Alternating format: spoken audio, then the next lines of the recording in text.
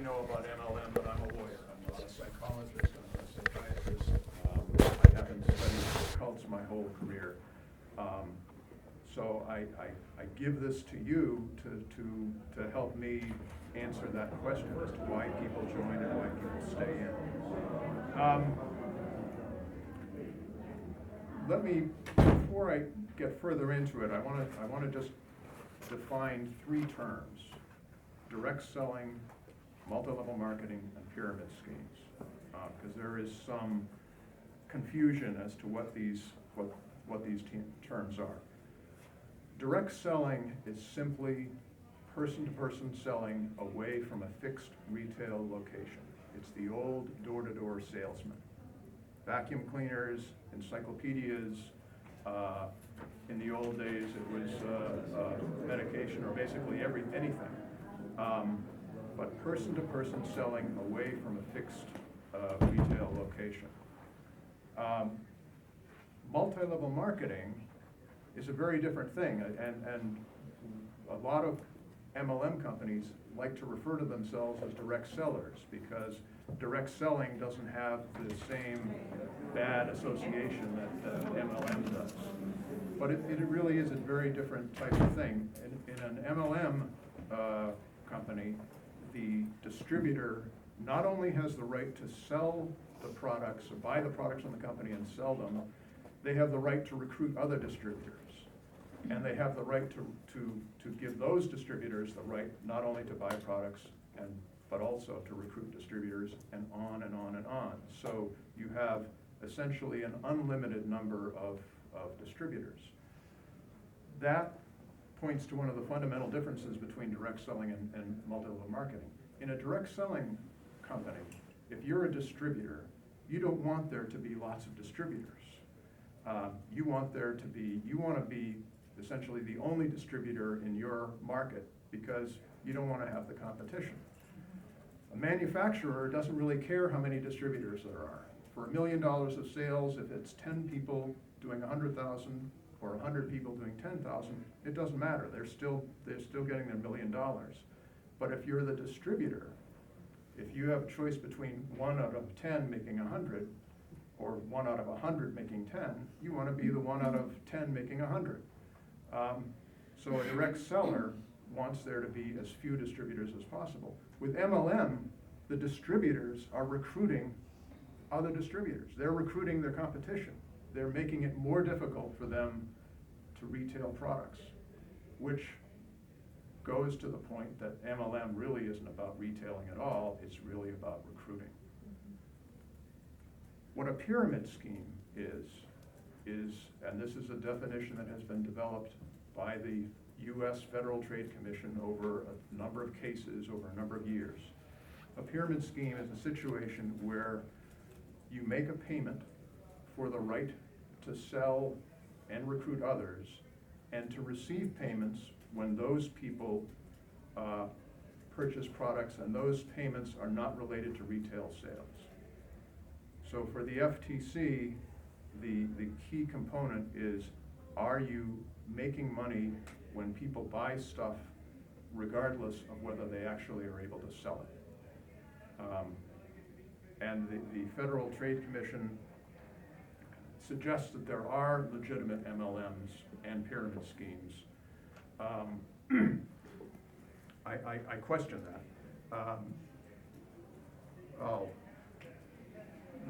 This sort of graphically shows what your chances of success are in multi-level marketing. These are numbers from the Herbalife MLM that some of you may have heard of. We have 0.04% of distributors making very substantial incomes, 0.1% making very good incomes. We have maybe 6% making modest incomes, $5,000, $10,000, $20,000 a year. We have the vast majority making nothing at all. And what this graphic doesn't show is that the people at the bottom here are constantly churning. Between 50 to 90% drop out every year, and new recruits take their places. At the top, there's no attrition, because if you're making that kind of money, you stay in it. But at the bottom, there's this constant churning mass of people that are constantly being brought in. Ideally, they stay in as long until you've wiped them out. But typically it's between a year and 2 years that people stay in at the bottom. Why can't it work? This is a chart from that the Securities and Exchange Commission put out. Why is the SEC dealing with pyramid schemes? I'll get into that later. But this is a chart based on a situation where if you're supposed to recruit 5 people. And when you get to 11 levels, you've exceeded the population of the United States. And when you get to 13 levels, you've exceeded the population of the planet by a couple. So that in a nutshell, that's why the thing can't work. This never happens because of that churning, because people keep on dropping out. And what happens is MLMs, they go from market to market. They start in the US typically, and then they go to Europe, they go to Africa, they go to Asia. The holy grail right now for MLMs is China. Everyone's trying to get into China. There's a little problem there because China has made MLM illegal, but there's always a way. Avon, which has become an MLM company, just a few years ago, they got in trouble with the Foreign Corrupt Practices Act. Basically, they were bribing Chinese officials to get licenses to do their thing in China. We think this is going on with other companies. There's a current pending investigation regarding Herbalife. There have been other investigations. But in essence, if you've got the money, you can do business in China. But theoretically, it's illegal. The difference between MLM and pyramid schemes. This is uproariously funny in my little crowd because we all know what a pyramid scheme is, and we've seen it, and we look at MLMs and we see pyramid schemes. The FTC tells us that there are legitimate multi-level marketing companies. We've just never seen one. So there's your comic relief for the day. I'm sorry, but the slides are not in the order that they should be. But I'm just going to skip over a few here. We'll get back to these. Oh, I see. I want to talk a little bit about the MLM industry, the size of it, so we know why it matters.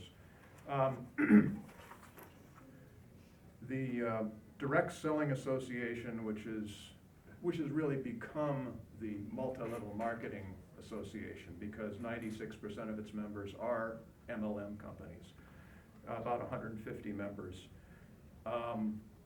That's 150 just members of the DSA. There are probably several hundred MLM companies that are not members. I've seen estimates as many as 1,000. Worldwide, I have no idea. There's no central reporting of any kind, so we don't really know how many companies there are.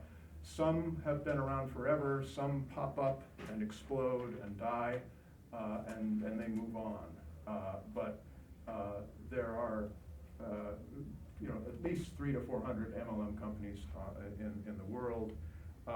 In the US, the DSA says that there are 20.5 million distributors. The DSA I don't regard as a reliable source of information because of the industry that they're all in.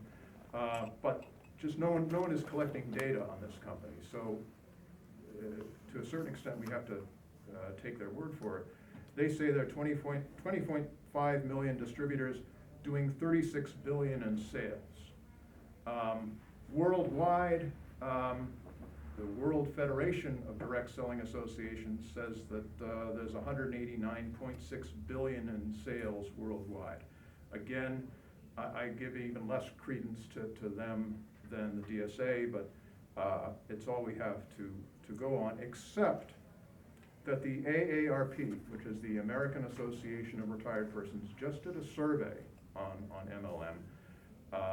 And while we're still analyzing that survey, there's a couple of interesting facts here. They say and this is just a survey of adults in the US, 7.7% say that they had participated in at least one MLM during their lifetime. If you do the math, in my seat of the pants type of fashion, I get 7.7% translates to 19.1 million adults in the US. That looks similar to the DSA number, which is 20.5 million. But the AARP says only 15% of those people are still active. 85% are no longer involved. So we're talking more like 3 million people who are currently active. And that 15% roughly compares to that attrition rate that I'm talking about. You know, we're talking about 80 to 90% of people dropping out.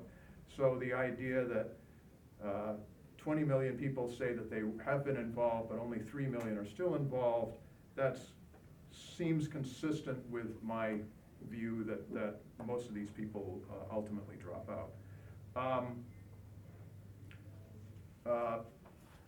60% of participants are female. That suggests that maybe MLM is more, Steve, you had I just wanted to be clear with everyone, DSA is the lobbying group of MLMs. They give millions and millions of dollars to lobby politicians, to run elections, to try to pressure legislation. So I just wanted to be clear when you say who they are. Yeah, and who they are, and it's just interesting, Tupperware, who I think most of you have heard of, they are probably the closest thing to a true direct seller that still exists. They left the DSA in 2013. They said direct selling left us because the industry became dominated by buying clubs and what looked like pyramid schemes.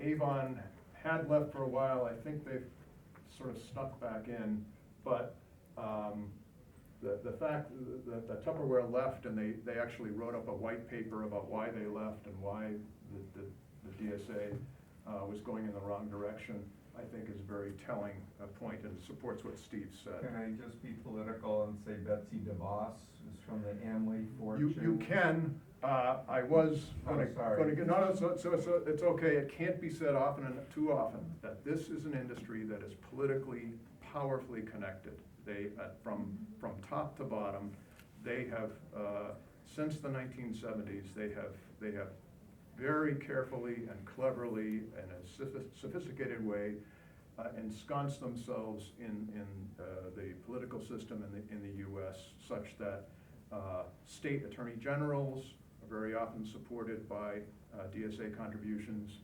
We have politicians up to and including the President of the United States who are former MLM people.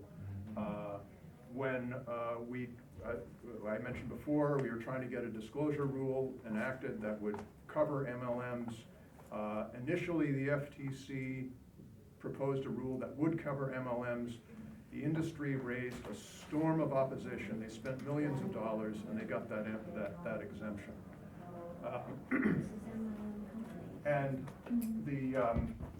just as to the DSA, which supposedly are the most legitimate companies, this group, Truth in Advertising, which has done a wonderful job, not just with MLM, but all types of false advertising, they did a survey of earnings representations available on the internet. And they just looked at DSA members. They looked at the 140 DSA members, and they found that 137 were misrepresenting the amount of money that could be earned by participants. So this is basically institutionalized fraud. These are all American, U.S.-centric numbers, right? These are U.S.-centric numbers, although what happens is, I mean, the U.S. is one of our exports to the world. And another reason for us to apologize to everybody is that we are the hotbed, the center of MLM. Most MLMs that you've heard of start off in the U.S. and they spread elsewhere. There have been a few prominent ones that have started other countries, but mainly the U.S. So you're saying these numbers would be reflected in Europe and elsewhere? Yeah, and if they're not reflected now, they will be, because we're so far ahead of everybody. Why is he here? Mr. Trump was an MLMer. He had his own company, the Trump Network, which he said was a unique marketing opportunity to help diversify your income and encourage you to make as much money as you desire. And you'll hear that over and over again by everybody who's a proponent of the industry. How did that work out? Not too well. Like many MLMs, it blew up. I'm sure Mr. Trump did fine, but the rest of the people lost what they put into it.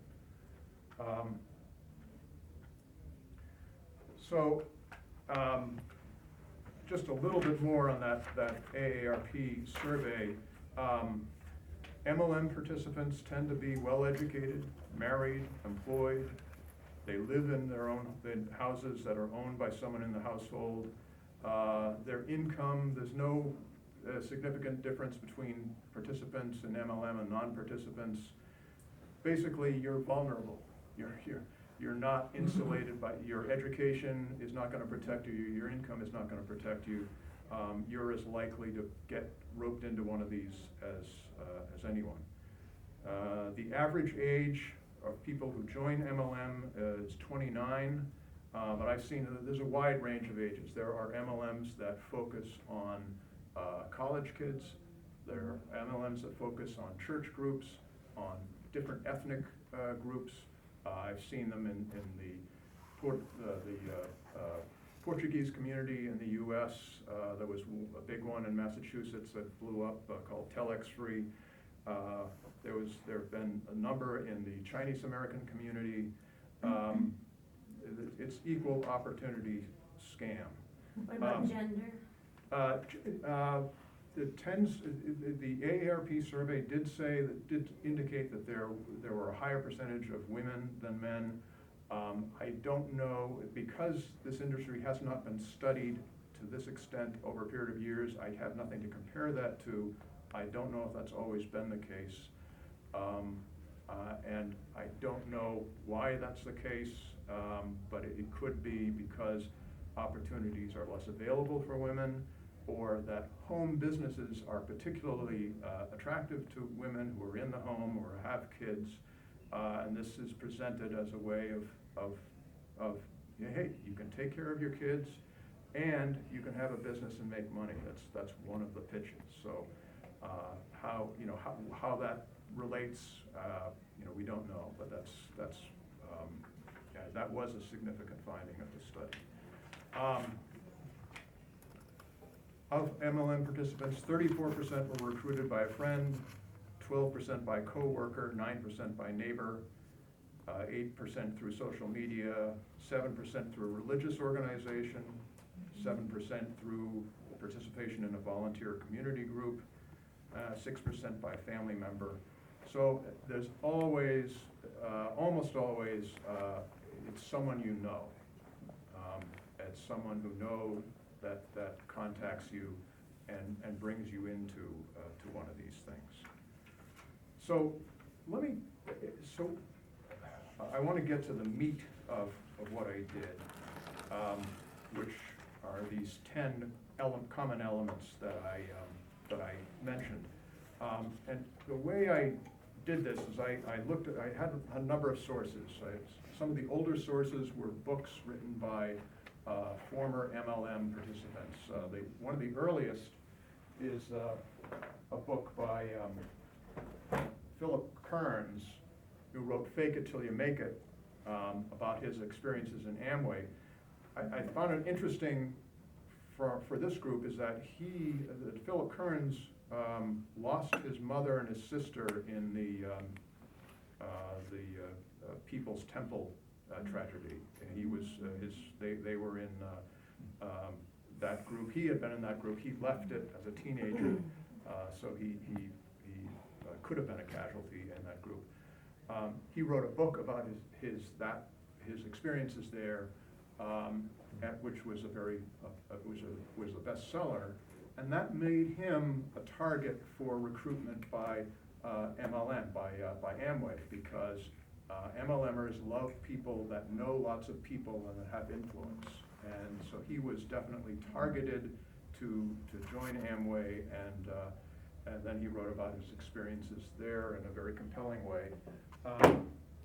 There was a book by Stephen Butterfield, Amway, the Cult of Free Enterprise. That was 1985. So very early on, people are saying, well, these things look like cults. There's a book by Ruth Carter, whose real name is Susanna Perkins. I represented Susanna in a case where she was sued by an Amway distributor. She wrote a book called Beyond the Smoke and Mirrors about Amway motivational organizations, because the way Amway works is you have the official MLM company with all of the elements that I talked about before, and then you have high-level Amway distributors selling books, tapes, and tickets to events, and they're actually making more money on those things, which they call tools, than they are through the Amway system. Eric Scheibler, who Steve knows very well on counsel, also wrote a book about his experiences. And one of the significant things about Eric's book is that Eric reached the level of emerald in Amway, which is a very high level. He was one of the people on the stage giving motivational speeches and talking about the wonderful success that you're going to achieve. Meanwhile, he was having severe financial problems, ultimately declared bankruptcy, never made the kind of money that he was doing it. He, like a lot of MLMers, he was faking it till he made it, but he never made it. He was a federal auditor also. He Yeah. knew numbers. Real smart guy, but got to educated guy, sophisticated guy, and a devout Christian, and he got roped into this thing. And his book is online for free. Yes, on PDF. it's an ebook. This book, by the way, I found it on ABE Books for $4.36, so it's also available. And one other book I relied on is Robert Fitzpatrick wrote a book called False Prophets. Bob Fitzpatrick has become a good friend of mine, as well as a colleague. I've used him as an expert witness in a number of my cases. He has become, I think, the world's expert on MLM. And his book is, and he has a website called pyramidschemealert.org, well worth a visit. And he is coming out with another book later this year, hopefully. For more modern, more recent sources, there are a wealth of sources, but I found there's a BBC documentary that just came out a few months ago called Secrets of the MLM Millionaires. And I liked that it was BBC, because here we are in England, and it's a very well done documentary, and lots of quotes, lots of interviews with current and former MLMers. Another documentary that came out earlier this year, Why Women Are Quitting Their Side Hustle. And this is specifically about an MLM called LuLaRoe, which is currently being sued by the state of Washington and in a number of class actions. There are also a tremendous number of training videos on YouTube. I've used several of those in my paper,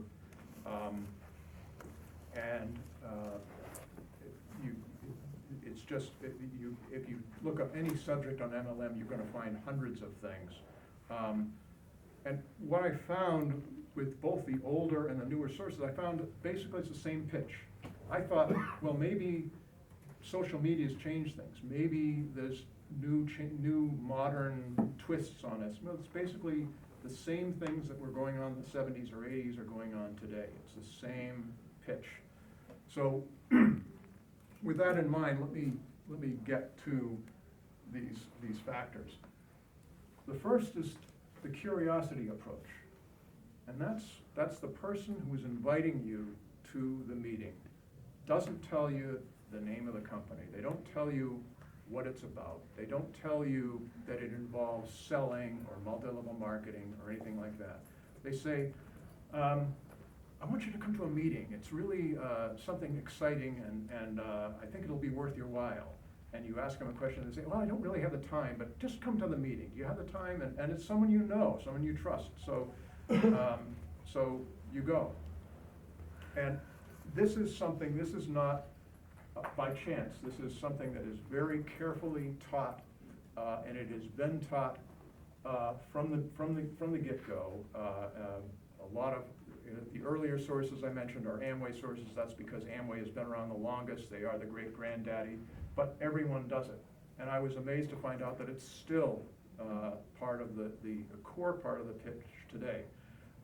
And what it means is that the deception starts right at the beginning, because here is your friend, your cousin or your neighbor, basically lying to you about this meeting.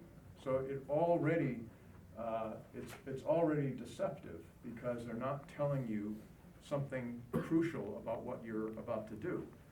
And the excuse, if someone says, well, I don't really feel comfortable about this, the explanation is, you're doing your friend a favor. Because if you tell them that it's MLM, you tell them that it's Amway or Herbalife or Nu Skin, they're going to be turned off because they've heard stories, they've heard all these wild rumors, and they will lose the opportunity to join this wonderful thing. So you are doing them a favor by lying to them, and in the end, it will be worth their while, because everyone should be in this group. Everyone should have access to this wonderful opportunity. So the curiosity approach, and it's been there from the beginning. Meetings. This is actually probably several different topics, but there are meetings every week in the local group, and then there are meetings every month in the regional area, and then there are annual extravaganzas, constant meetings, and constant pressure to go to these meetings and attend. And all the meetings are basically the same. It starts off, if you're a new distributor, you get a lot of attention. You get a lot of people saying, oh, how lucky you are to have come to this, how wonderful it is, what a great group of people this is, you'll be so happy that you joined. And then someone will get up on the stage, and they're not talking about the business. They're not talking about how to run a distributorship. They're asking you to dream. Dream about the yacht, or dream about the mansion, or dream about putting your kids through college, or having more money to donate to charitable groups. All these dreams that you might have that will involve or be cured by your lack of funds. And one of the things that your recruiter will ask you is, what are your dreams? What are your fears? Are you worried about losing your job? Are you worried about being stuck in a low-end position? Are you worried that you're never going to be able to save money for retirement? And these are carefully recorded. And later on, when you falter in your dedication, the person will come to you and say, well, what about your dream? What about your hope for taking care of your children? Where are you just giving that up? So this focus on dreaming is both a recruitment technique and it's a retention technique, because the key to MLM is not just getting the person in, it's keeping the person buying stuff week after week and month after month, as long as possible until they've maxed out the credit card. There are always testimonials, and it's a big honor to be able to go up on stage and give your testimonial. And one of the things that you're trained for is, what should be in your testimonial. You have to have a story. Everyone has to have a story. In some companies, they talk about your product story, how wonderful the products are, but also, your success story. Even if you haven't had any success, after all, you've got to fake it till you make it. There are a series of these things, and everything is building up and building up until the leader comes on. And everyone is even if it's a lower level meeting, and certainly at the extravaganzas, there's always, a star who comes. And, by that point, everyone is jumping up and cheering every time someone tells their story, and you get more and more hyped up until finally the highest level person who comes up, and it's just mayhem, because it's just, the wonderment that's on the stage is overwhelming. And one of the key things is you have to keep on coming to more meetings. There's this constant pressure. You've got to come to this meeting. It's going to change your life. It's going to, mean the difference between your success and failure. There are a number of references to people saying, well, you can't even leave to go to the bathroom, because what if the speaker says something that would make the difference between your success and failure? So don't even leave the room, because this is so important. I've talked about the dreams, the focus on the dreams, and the hot buttons, and the way those are weaponized. But that's, I think, as another element. It's always there. It's been there from the beginning, and it's still there now. People, this focus on dreaming, or on your concerns, your fears about not having enough money. Whatever your fears are, whatever your dreams are, MLM is the answer. So it doesn't matter if you ask the person, what are your dreams? And the answer is always the same. Well, we can do that. If you don't have enough money, we can make you money. You don't have enough time, we can make sure you have enough time, because this is a stay-at-home business. It's a part-time business. Whatever it is, we have the answer. And it's not just a financial answer. This is a mission. This is a global mission. We are making the world a better place, because if everybody were doing this, we'd all be happier and healthier. So you are part of something big. You're part of something important. You're not only doing something that will make you successful, you're going to make your friends successful. You are spreading joy wherever you go. MLM is the answer. How do you get there? Recruiting is the answer. The big money is by recruiting. You can't make money in MLM by selling the products. Of course, our products are the best products. Of course, they're wonderful products. Of course, everybody wants these products. But if you really want to be successful, you've got to have a team. You've got to recruit a team, and you've got to motivate that team, and you've got to make sure that they keep on buying stuff, because and they keep on recruiting, because they have to have a team. So it is, and because of the attrition that I mentioned earlier, the recruiting is relentless. It has to go on before you even join, you're told, make a list of everyone you know. Don't disqualify anyone that you think might not be a good prospect. Make a list of everyone you know, and the person who's recruiting you is looking at that list, and they want to see that list too, because those are people that are going to generate commissions that are going to go to them. So the whole recruitment process is a core function of this business. The way you recruit is you follow the plan. There's always a plan. You're not just willy-nilly inviting people to join this business. There is a very specific, every one of these companies has a very specific plan. They're very similar. You make a list of prospects. You have the initial solicitation, the curiosity approach. You invite the prospect to a meeting. You close the deal. You get them to sign up, but more importantly, you get them to buy the initial pack, and you get them to commit to keep on buying stuff. And then you train that person before they even really understand the business. You're training them in how to recruit the people below them. There's a plan, and that word is duplicate. You hear this word over and over again. Duplicate. You don't have to invent something. You don't have to learn how to do this. It's already been done for you. The plan is already there. Just duplicate. Just follow this plan, and success will come. You just need to keep at it for 3 months or 6 months, and you will be successful. But don't do anything different.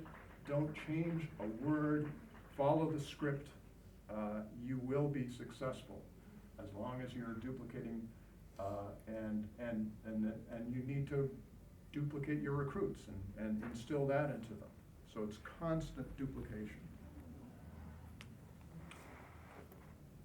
MLM has its own language, its own set of terminology, the names of the different levels in the group, the names, things like upline and downline and crossline. There are all sorts of terms that people, and there's no glossary, there's no, you just have to sort of pick this up as you go along. And when you first go to a meeting, you're not really sure, what are these people talking about? But you start hearing these words over and over again. And when you ask questions, there's always an answer. I remember Mad Magazine, I confess, I read it when I was a kid. They had snappy answers to stupid questions. And that's what the MLMers do. There's always an answer. If someone says, gee, this looks like a pyramid scheme, well, there are a number of answers to that. One is, well, pyramid schemes are illegal. Would I get you involved in something that's illegal? Or this can't be a pyramid scheme because there are products. Pyramid schemes don't have any products. We have wonderful products. And by the way, it's important to be a product of the product. In order to be successful, you need to know the products, you need to love the products, you better buy the products. How can you convince people to be good salesmen if you aren't buying them yourselves? So this is important. This is why you should be buying all these things, buying your inventory. You've got to be a product of the product. If someone says, well, why do I have to buy these books and tapes and motivational materials? Why do I have to come to meetings? Well, one of the answers is tools are optional, but so is success. If you are a carpenter, you wouldn't go to a job site without your hammer. These tapes and books and meetings, these are the tools of success. This is how you are going to be successful. When people have doubts, there's something called the feel, felt, found method. This is the way I felt that way too. But I found after I had been in this company that this is the way it was. So there's a way of dealing with objections. There's a tape that I refer to in my paper.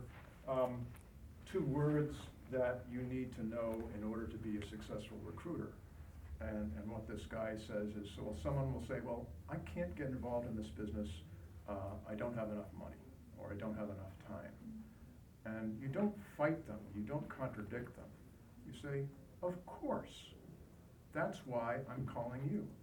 Or, of course, that's why you need to be involved in this business.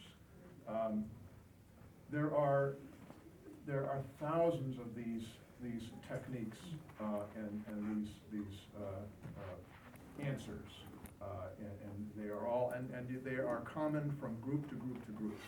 They are, you'll see the same things cropping up. Yeah, very interesting. On point 3 there, would it perhaps be better to suggest that it might be stupid answers to very good questions. Yes, yes. Yeah. I was. It was another poor attempt at humor on my part. Well, Absolutely. No, that's fine. I mean, I had the Amway pitch from a friend years and years ago, and one of my questions was, well, you know, there's no end to these people you're recruiting. Surely there's only limited distribution channels and buyers. And the answer was, no, it just never happens. Yeah, yeah. Which to me was clearly a sign that, man, this just doesn't line up. Right? Incidentally, curious, just how many of you have been involved in an MLM? All right. Yeah. Anyone still involved? Yes, how many people were approached to join them? Ah, that's, yeah, okay, there you go, yeah. I mean, I'm sure other people found this in whatever non-business cults they had touched their lives. There were so many people in the group that my family was involved in that were doing MLMs on top of it. It was an Yeah. instant network. Get everybody who's doing this to use Shackley or Amway or Herbalife or, Yeah. yeah, I mean, a bunch of them. The business front of the Coercive is somewhat of an alarm. What was the group? I don't wanna say on the Okay, recording, I'll sorry. talk to you about after. Yeah. Excuse me. Can you say that they also use religious language? Yes, some of them are very highly involved in religion. Amway being the prime example, but Yes. there are others that have done it. But Amway, they are, the relationship between Amway recruiting and evangelical Christianity is very close. And the prosperity gospel, I think, you know, I'd love to follow that path, because I wonder, you know, how deeply involved the MLM thing was in developing that. It's a Because you means for the hear- Lord to bless you. It's a means for the Lord to bless you. Yes, yes, and the Lord wants you to have money. And, you know, the only thing between you and success is yourself. You have to believe and the, I'm glad you mentioned the documentary, the BBC documentary. So I live in England, so I watched it 3 months ago. It was absolutely what you're saying, so this is fantastic. Yeah. So I suggest that everybody watch it if you have an interest on that kind of cult. What was the name of the documentary again? It's Secrets of the MLM Millionaires. Thank you. BBC Three. It's available on the iPlayer, so you can watch it Available on tonight. It's available on what? The iPlayer, the BBC iPlayer. Okay. Also, I want to say about the documentary, so it makes a link between the headquarters of all these companies in Utah to the Mormon Yes. church. Saying that all the top officials are members of the Mormon church. And also, I've been affected, not personally, like indirectly probably, by Herbalife. Yeah. And I know that back in the 90s, when I was approached by them, they were recruiting for their religious cult branch, if I can say Yeah. that. So, Yeah, so you the- became a member, a seller, plus a Christian kind of, I can't Oh, describe it. it's a twofer. But it was like, yeah. Yeah, you got spiritual deliverance and financial deliverance all in one package. There's a lot of affinity fraud. This is a business tailor-made for affinity fraud. And Herbalife, I brought several class actions against them in the early 2000s. It didn't occur to me to sort of do an analysis of who the class, the composition of the class. Most of the people that contacted me were white, middle-class people. But what's happened is basically the MLM companies, they strip mine markets, and they have to go on to the next market. So a few years later, you find Herbalife is very heavily involved in recruiting in the Hispanic market. And there was a movie that came out a few years ago, Betting on Zero, a documentary, and I'm in the movie. and I'm representing a group of Hispanic, mainly Hispanic distributors. A lot of them were undocumented folks, but this business was tailor-made for undocumented, because you're your own boss, so you don't have the problems with proving that you're a citizen to be an employee, that sort of thing. But there's, but the Hispanic connection actually started off in Mexico, and then because the connections between Mexicans and Mexican immigrants in the U.S., that blossomed. So whereas most of the white middle class people were no longer interested in Herbalife, the Hispanics became the next market for them. So, I'm sorry. Yes. I'm sorry. Yeah. Yeah, I understand that the true MLM is a unicorn, but what is supposed to be the difference between an MLM and a pyramid scheme? Like, is there anything that would, this mysterious true MLM that would define it in a way? Well, I actually wrote an article on Seeking Alpha. It's available on Seeking Alpha. It's called A Modest Proposal. And what I said in the article is, basically to MLM firms, do one thing: remove your inventory purchase qualifications. In other words, don't make people buy anything to do this. Let them sell the product if they can sell it, and let them recruit people. But the only reason for someone to buy a product, in my view, should be either you want to use it yourself, you truly want to use it yourself, or more importantly, you think that you're going to sell it to someone. You should never buy a product just to meet qualifications. One thing that you see in all of these companies is there are qualifications that you have to meet in order to rise. You have to purchase an X number of products in order to either rise to the next level or to qualify to earn commission. If you recruit a downline, that's wonderful. Most people are, if they buy products, that they're going to generate commissions, but you don't get the commissions unless you yourself have bought X amount of stuff. And that's what I call purchase qualifications. In my view, if you eliminate those purchase qualifications, maybe you could have a legitimate MLM, although you still have the problem with unlimited recruiting. You still have the problem I mentioned before about, you're recruiting your competitors. So I still think it's a lousy business, but at least it wouldn't cause as much damage.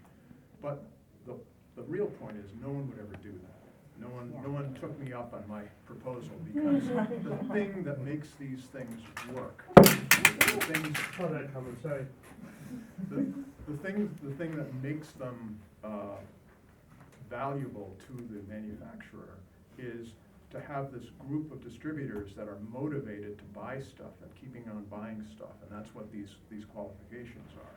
If you eliminate those, you've eliminated most of your sales, because no one's going to buy these things. Most of these things are available. You could go to Walmart or wherever and get them cheaper. Yeah. So basically, it's just semantics then at this point between pyramid schemes and. I don't see. I mean, I'm not going to stand here and say that every MLM is a pyramid scheme, because I'll get sued. Yeah. But every one that I've seen. Yeah. Totally. Thank you. If you incorporated just-in-time delivery as a requirement, is effectively what you're saying. Well, yeah, and this is the whole direct selling idea is in this age of instant delivery, it doesn't really make any sense. But so the only thing that really makes sense is the recruiting part of the business. Have you had experience with, and is the time sharing type sales, is that part of this, or is that not? Time sharing, like in condo type things? Yeah, vacation rental. I haven't seen it, but I suppose I could imagine sales you could approach set it. seems to be pretty Yeah. high strung, but It- I it don't, could- I don't know for sure either way. It could be, or there could be something related to that. You know, usually the MLM product or service is something, it's Tangible. yeah, tangible, and it's something that you keep on buying, like a vitamin pill or cosmetic or something that's consumable. You have to keep paying your annual, I'm Yeah. not really sure how it works, but. Yeah, but maybe, yeah, certainly there are some MLMs in the financial services. There are MLMs that sell life insurance or financial products. Would you consider, life coaching programs as, also as an MLM? Well, that's a really interesting question, because I think there is definitely a crossover. Or Proctor? Yeah. For instance, there have been a number of programs in this conference on the Nexium. And Nexium, NXIVM, it was basically a life coaching cult run by a guy named Keith Raniere. Keith Raniere, before he started Nexium, had an MLM called Consumer Byline. I sued them back in the early 90s for being a pyramid scheme. And before that, he was in Amway. So there's definitely a crossover, and Nexium itself, and a number of these large group awareness trainings, they do have a multi-level structure in terms of recruitment. You know, you can pay money to take a course, but you get a discount if you bring someone else in. Or sometimes you even get a commission based on recruiting other people. So some of them cross over the line and may be MLMs. They may even be meet the qualifications for being a pyramid scheme. Yes, Steve? So I don't know how much more time you have if there's another person, but I wanted to comment on a few other key mind control things. For example, the information control, you're told you can't say anything negative except your upline, the person who's your superior. They tell members that if you want to get a job, that's a sin, like you're a failure. Dream stealer, exactly what I was getting to. Yeah. So then people are being alienated from their family and their friends who are trying to wake them up and say, hey, you're losing money. Key point, avoid the dream stealers. If someone says, this is a pyramid scheme, or someone says, you're never gonna make money at this, cut them out of your life. Don't listen to those people. They're not paying your mortgage. This is everybody, every company has their version of avoiding the dream stealers. Yes? So I wanted to comment on the timeshare question. So yes, it is in this vein. The tactics are exactly the same. What really happens when you go in the timeshare room is everything is staged. You just don't know. So there are planted people there. Seems like everybody just came in, but a lot of people are planted there, and when they're running through the script, what you hear is a lot of laughter, but the people who work there are laughing. Those things don't happen if it's not scripted. So the loudest laughing is the people who work there. Yeah. They're asking everybody to go around, where are you from, what are your dreams, what are all these things that make no sense? And I went to one, I'm an attorney, and so when they found out that, when I told them that I was an attorney, so then they removed the low-level people, they brought in the VP, and those were the only people that I was interacting with, because they knew that it wasn't the same type of situation. So ultimately, obviously, they didn't get a sale, but those were the type of things. So I would say yes to that. My other comment was, I actually have some people who I'm going to leave here and have a conversation with when I get back home. They are a part of something like this, and I didn't know that until in December. The husband said, hey, if you're buying some Christmas gifts or something, consider buying from us. Okay, sure, send me the link. He sent me the link like he's done in the past. I clicked on it, and the web browser opened, and it said Amway, and I otherwise, having not gone to these conferences, would have never appealed to me, but so the first thing that popped out was Amway. So they're involved in Amway.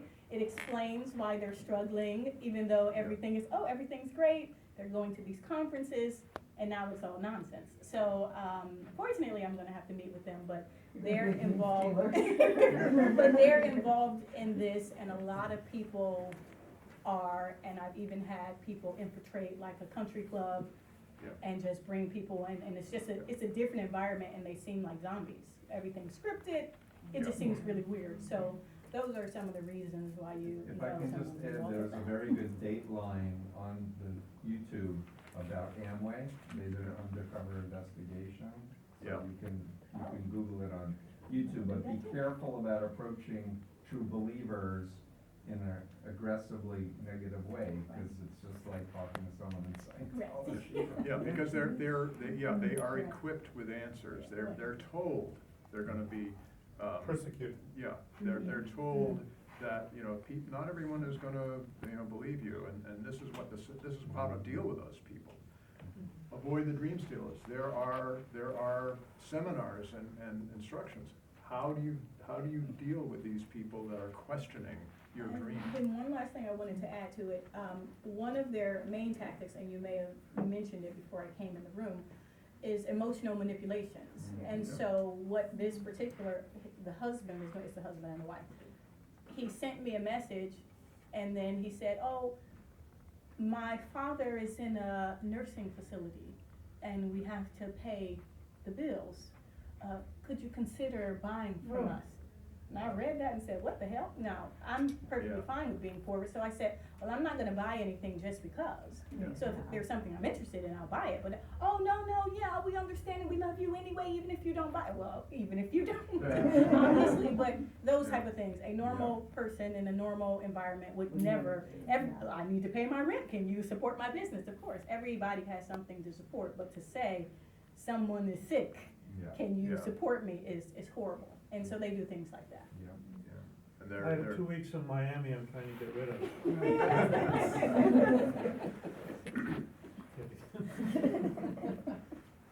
So we're almost, this is one of the last elements. I think I mentioned the need for there to be a star. There's always a special guest at the meetings. But what we're also seeing are celebrity endorsers. Once the company gets big enough that they can afford someone, they'll buy someone. Politicians, Herbalife has Cristiano Ronaldo. Actors are raw meat for this thing. Motivational gurus, people like Tony Robbins, Robert Kiyosaki. There's a whole sub-industry of MLM supporters and people who are not in any particular MLM themselves, but they are they make their daily bread by going being motivational speakers. They make a lot of money being motivational speakers at these big meetings, and it is a feature of. Sometimes it's the founder of the company giving the you know, being the sort of the guru on the mountain, but sometimes it's these outside paid endorsers. And the final element that you always see is if you fail, it's your own fault. If you're not happy with the money that you're making, buy a mirror and look at the problem. You know, that's the really, and this is from the beginning. You were told, well, MLM is not for everyone, and not everyone can do this. But you know, if you follow the plan, you'll never fail. But if you don't follow the plan, well, that's the problem, and you got to stick with it. Winners never quit, quitters never win. That is a constant refrain. You know, just stick with it another few months. You know, it's your commission check was only $3.93 this month, but you know, in 6 months it'll be, you know, you can quit your job. You just have to stick with it. Just believe me, trust me. Just you won't be sorry. Just stay in there until you maxed out your credit card. So, and this is constant. So what happens is that when you do fail, you do believe it's your fault, and you're ashamed, and you don't complain. Pyramid fraud, the FTC does these surveys of fraud, consumer fraud in general. The type of fraud that people are least likely to complain about are these pyramid schemes. They are, whether it's because of shame or because you recruited your friends and family. Now you've failed, you're out of it, but you brought all these people into it. They've lost all their money too. What are you gonna say to them? What are you gonna tell them? You know, you brought them into this.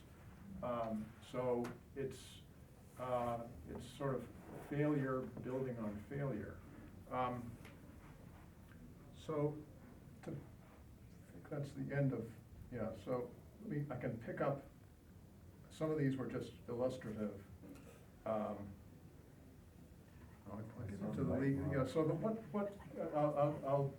I don't know, I thought there was gonna be another speaker. If you guys are, I can continue on, Is she in the room, Elizabeth?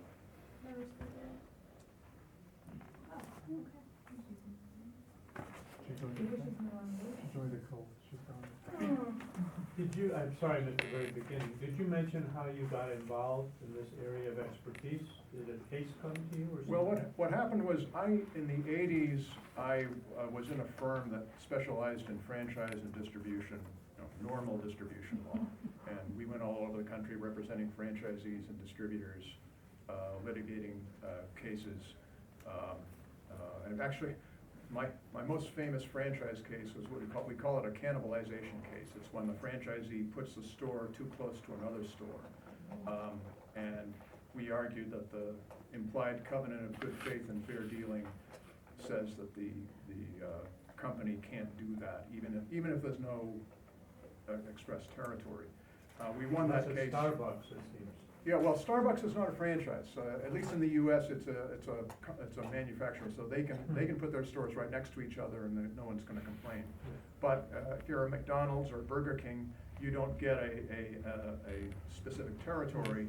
But those companies have very sophisticated ways of sort of assessing whether a market can support a number of stores. Of course, franchisees don't always agree with, because the franchisee doesn't want to have competition. And a McDonald's can always compete against a Burger King or a Chick-fil-A or something, but he can't compete with another McDonald's. So that's what intrigued me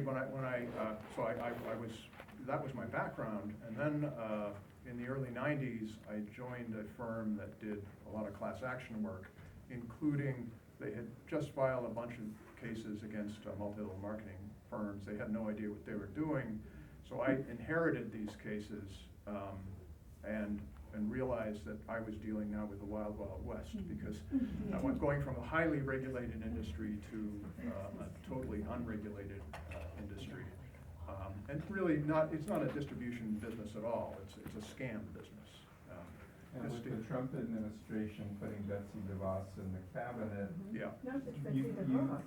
Betsy DeVos is Amway, Yeah. and she's trying to push Christian charter schools, but Yeah. didn't you tell me, Doug, that there's an effort to try to legitimize pyramid schemes Yeah. now in the United States? Over the past 3 congressional terms, the DSA has introduced a legislation, they call it the Anti-Pyramid Scheme Promotional Act. It actually would legalize pyramid schemes, because the way they've written, the way they've defined it, they would legitimize these things. Each of the bills so far has died in Congress. I am waiting, holding my breath. I'm sure they're going to do it again, although now it was always, the name of the congressman escapes me. She's now a senator, so maybe and I'm not sure what committee she's in. But someone will do it. It was Marsha Blackburn. She was the one introducing these. Now she's Senator Blackburn. But yeah, the DSA is because they are also dealing with the uncertainty of what is a pyramid scheme or not. But they have sort of a different agenda. They want to legitimize these things. And this is a company, a business, an industry that is very politically connected. I'll get back to that. But I guess I already dealt with Trump. Yeah. By the way, this is one snappy answer to a stupid question. I'm often asked if network marketing is a pyramid scheme. My reply is that corporations really are pyramid schemes. A corporation is only one person at the top, generally the CEO and everyone else below. You'll see that one over and over again. And it's one of the responses to, isn't this a pyramid scheme? Well, normal, everyday, corporations are pyramid schemes. So this is a pyramid scheme where everyone can win. And here, we have the celebrity endorser together with the politically connected endorser. And sorry to keep on flipping back and forth here. The laws that apply to MLM, I've mentioned the Federal Trade Commission. Federal Trade Commission, their mandate is to go after unfair, deceptive acts or practices. What is an unfair or deceptive act or practice is left to the definition, whether through case law development or regulations. And there's a whole process that the FTC has to go through to enact a regulation. They did it with franchises. They started in the early 70s, and 1979 they came out with a franchise rule. They did it with business opportunities. They started in 1995, and finally in 2012 they came out with a business opportunity rule with the MLM exemption that I mentioned. So that is a long, involved process to get regulation passed. But they also have enforcement authority, and periodically they go after MLMs. Generally, if there's a Republican administration, you don't see any activity. If there's a Democratic administration, you see some activity.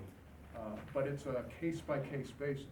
And in an industry where you have hundreds of participants, every one of which is questionable, if you have a case-by-case approach, that means you're legitimizing every company that isn't being investigated can say, hey, we're not being investigated, we must be one of the legitimate ones. So that's a problem. Interestingly enough, the federal securities laws apply to pyramid schemes. The definition of a security is not just a stock or bond, it's an investment contract. Any investment where you pay a sum of money for with the expectation of earning profits based on the efforts of other people is a security. There is a line of cases that says pyramid schemes are securities. Therefore, if you're selling an interest in a security, in a pyramid scheme, you are selling an unregistered security. So the SEC periodically goes after pyramid schemes. It's a little mysterious how they decide who the FTC goes after and who the SEC goes after. And this is all in the US, by the way. I believe they do have there's a procedure between the two agencies as to how they decide or how they make sure they're not stepping on each other's toes. But there's no organized way of assessing. No one has sweeped through the industry and said, these are the ones we need to go after. It's basically, if someone gets a X number of complaints, a certain number of complaints, maybe someone will investigate. I'm sorry, but there's a question? I was just wondering if you knew of any international equivalents, or if the US laws apply to international companies, or if you know of equivalents just in other countries. Well, it's another good question, because one of my cases, case against New Skin, I brought a class action on behalf of the Canadian distributors. Another firm had already brought a class action on behalf of the US distributors, but they had expanded into Canada. So we filed this case, and the judge ultimately ruled that we filed the case in federal court in Utah, and the judge ruled that he had jurisdiction under the securities laws to hear that case. That was a district court decision. I don't know if there's been any effort at a higher court to make that decision. But that's, if it's a US company, that is one tactic that's available. Yeah, and other companies, other countries have different rules, some stronger than others. Well, jurisdictionally, maybe a foreign company doing business in the United States, there's jurisdiction in the United States to sue them in federal court in the US. Yeah, if you have US victims, certainly. If there are US victims and a foreign or if you have foreign victims and a US company, maybe there's jurisdiction. But some of these companies, the way they expand internationally is they set up a different corporation. So it's you know, they're trying to insulate themselves from jurisdiction in the US. The legislation you said that has died on the table, so to speak. Yes. If that were to go through, what impact would that have? It would make it almost impossible for the FTC to effectively go after a company for being a pyramid scheme. Essentially, Just for being a pyramid scheme? right, License just, yeah. steal. Now, Yeah. because there is an opening, because the focus, a lot of the focus in litigation has been on whether a company is a pyramid scheme or not. And essentially what the statute does is says, if you have a refund program, you're not a pyramid scheme. Your refund program could be just about anything. It could be, and there's so many holes in it, but as long as you have one, under the statute, you can't be considered They a can still be pyramid scheme. pursued for fraud, though, obviously, Right. like any company. But Yeah. you can be pursued for deceptive earnings claims. Yeah. And that's something that I've argued for a long time, is that there's really the other approach, which, and actually it's an easier approach, is to go after companies that are making deceptive earnings claims. Because even if they wouldn't be considered a pyramid scheme, they can still be sued for deceptive earnings claims. Yes? I would like to know whether the kind of crimes, I mean, the damages that people have are all only connected with the loss of money. So if the Not criminal sure. code that you can ask for, the law is only connected with that, or there have been other kind of damages? Well, that's a really good question, because in my world, because I'm in private practice, so the only way that I can effectively bring a case is if there are money damages available, because no one can afford to pay me on an hourly basis. So the only way I can get paid is that I take the case on a contingency, and there has to be enough damages to make it possible. These cases are very expensive. They're very difficult cases, and they cost a lot of money in expenses and depositions and experts. So there needs to be the possibility of recovering the damages from the company. Government agencies don't have that problem. They can go after a company even if there's no prospect of recovering money, because they're just to shut them down, basically. And clearly, I mean, even though the most apparent loss, at least from again in my perspective, are the financial losses. There are definite losses. There are definite injuries that are non-financial, emotional, and otherwise. That leads to another problem, which is the only way that I can effectively bring a case is by bringing it as a class action.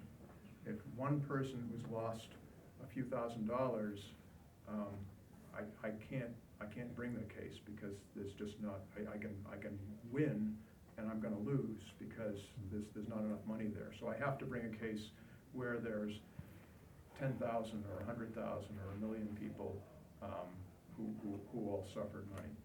If someone wants to bring a case to recover for their non-financial losses, theoretically that's a possibility. I've never seen it done, and it would be a tough. It's one thing, if there's like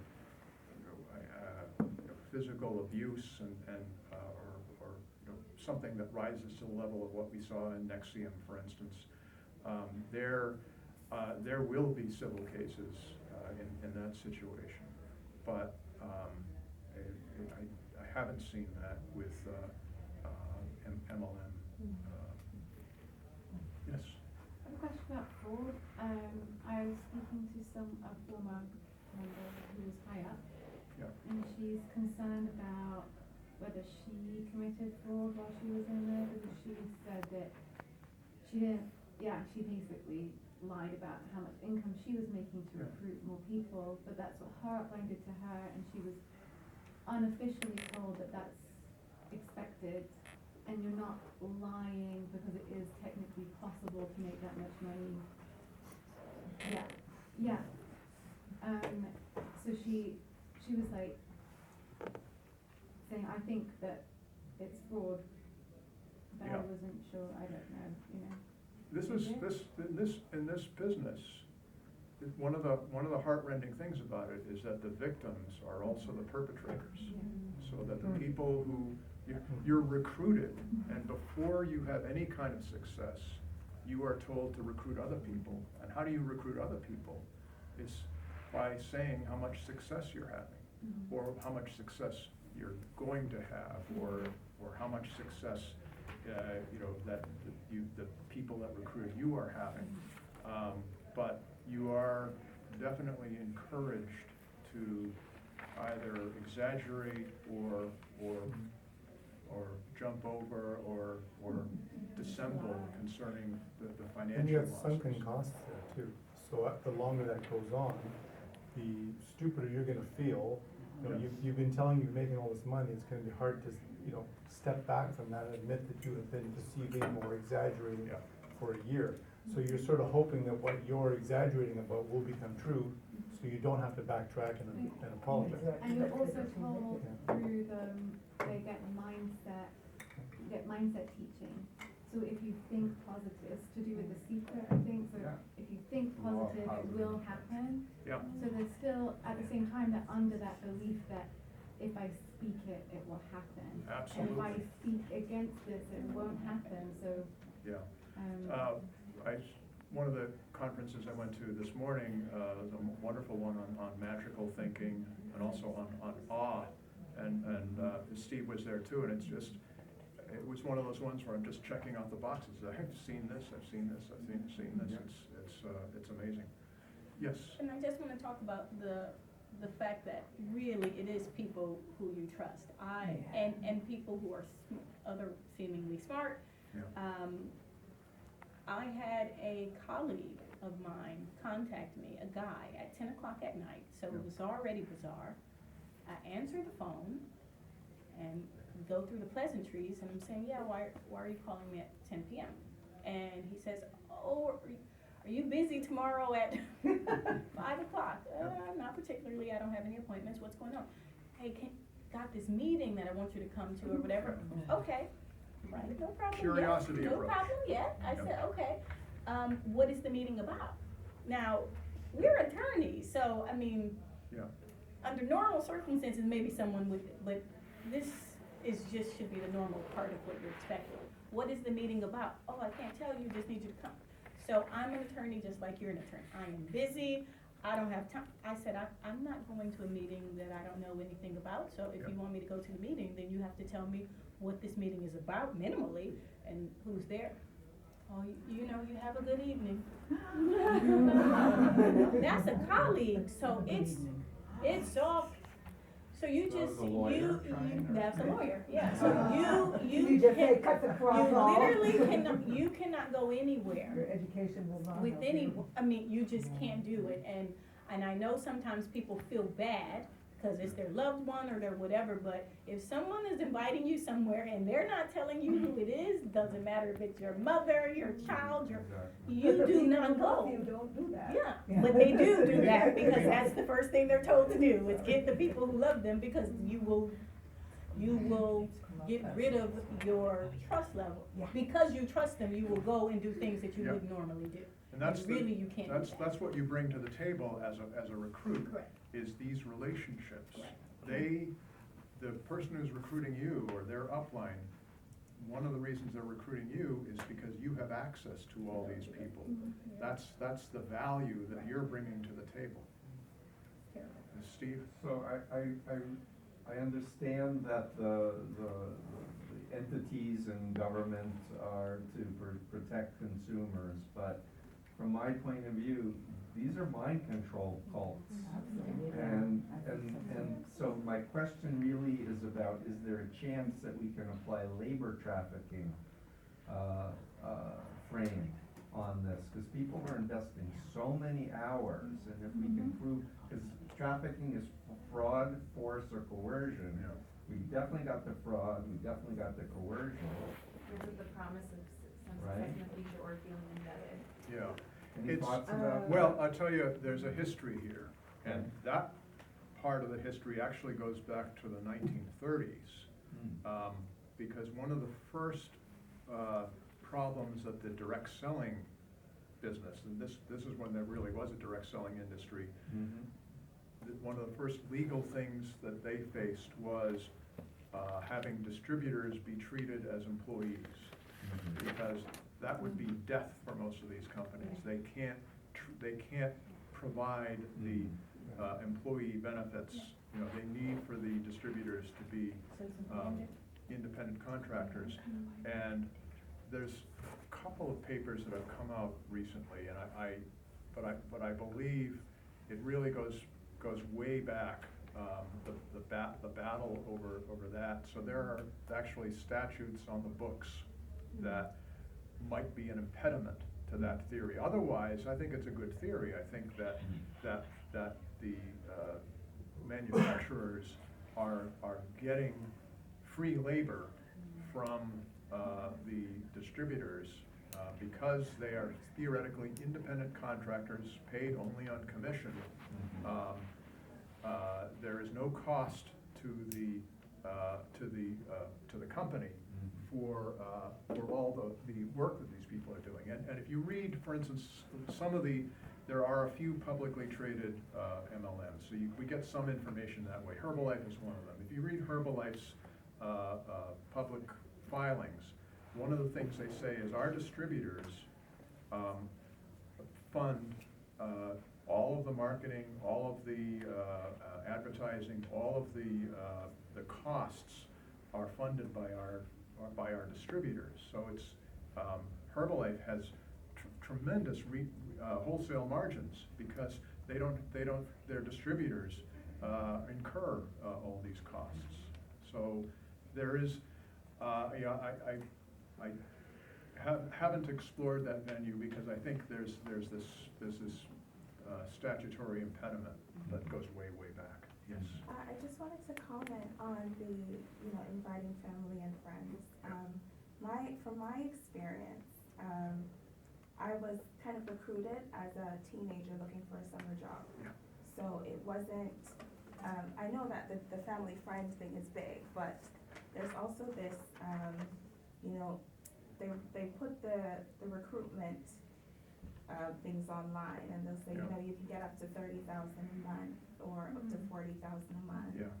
And all this, within 2 months you can become a manager or a team leader, and then within 6 months you can, own your own sort of part of the business. Yeah. So it's just really interesting that, for people in here who have teenagers who are looking for things like summer jobs, and that it Yeah. can be so enticing Sure. because of the amount of money that they're offering and the independence that they're offering at that age. Because I got involved in one when I was 16, and it was Yeah. under the guise of charity, helping charities. And I was working from 7 in the morning to 7 at night, and sometimes my paycheck would be next to nothing. Yeah. But just like you said, the boss had a way of making it seem so, you'll get there. Yeah. One day you'll reach this level, one day you'll be able to get that. So there are But- different ways that they reach people. So you weren't even getting minimum wage. Well, Yeah. because it was You're- so you're You're a self-employed. commission, So you're an it's independent purely contractor. commission. You have your own business. Yeah. Wonderful. Yeah, exactly. Exactly. Just wanted to, I was like, a little late, but are you aware of have these so-called spiritual pyramid schemes. They're like a sideline, and they've become very popular lately, especially around, they're seen as women helping women, and they're in the States were called like a dinner party. In New Zealand by Exposing Circle, and in Australia as well. And I kick-started a whole investigation, and that led to the Commerce Commission investigating actually them and busting them in New Zealand. Great. Which brought me a lot of grief as a journalist with personal attacks and so on. Yeah. But all the time, that was actually before I was really aware of cults. When I researched them, that all these markers, the language, the brainwash, the people waking up and they come out of it feeling lost. So it's the purpose gone, and it's so much more insidious because there aren't any vitamins, there is no product. It's just the self-improvement. Women helping women, they've been around for quite a while. Like 2 decades. That or so, kind of thing. Mhm. I mean, Bob Fitzpatrick's book, False Prophets, he was involved in one of those, I think it was called The Airplane Game. And they're coming back in this spiritual disguise, and they're based, someone said the secret before, they're very much based on law of attraction, secret. Even people who would not willingly, knowingly go into a pyramid scheme, they think, oh, it's not that, this is for women to help women. Because you're No, just women help giving the women. money, you're not paying Free the and money. serious. Yeah, no, it's, it is a big deal. Kudos to you for blowing the whistle on it. Yeah, it wasn't fun, And that raises another point that happens over and over again, is the person that is taking down the company, whether it's a regulator or a whistleblower, they are the enemy, the people who are still in it. I'm actually a journalist, so I use the whistleblowers. The people who are still in it, they will be angry. They will actually protest, and they'll direct their anger at the regulator who's shutting them down, as opposed to the founder of the company that has been ripping them off. This happened way back when Charles Ponzi did his scheme in the 1920s. Most of the anger of his victims was directed at the state of Massachusetts authorities that shut him down. Which is interesting because a lot of the New Age, even the New Age, the Neo-Tantra movement, some of these groups are very much infiltrated by fractal and mandala and circular. So that's more, it's almost like one sort of philosophy opens them up to that kind of new sacred economy or whatever. There's so many of them are multicultural. Like so many people from The Secret spun off of, I mean, I knew them growing up. They spun off the group I was raised in, and they keep changing names. So I just looked up another one who is being endorsed by a lot of those same people. So she's changed what she's doing, the MLM, a return to trust with da-da-da-da-da. It's not an MLM, but it's a word of mouth marketing. And then she's also going by Freedom Rocks. And then it went over to her LinkedIn, and it says that she is a residual income alchemist. Yeah. Oh my God, an alchemist. That's one of the magic. I can't make this stuff up, I'm Using too random honest. words now. Yeah, of course. But then she's endorsed by Canfield and Chopra and all the same people who, they just keep endorsing each other and changing their names. Yeah, no, and it is magic the way the income will appear. This thing about residual income, they're constantly talking about that's what's going to happen is you'll work really hard for a couple of years, and then you'll have built up this huge downline, and you can just go to the beaches of the world, and the money will just keep on rolling and rolling in. Yes. I wanted to bring up an example that I was approached for recently, because the person said, who was very close, who said, this is different. I said, is this MLM?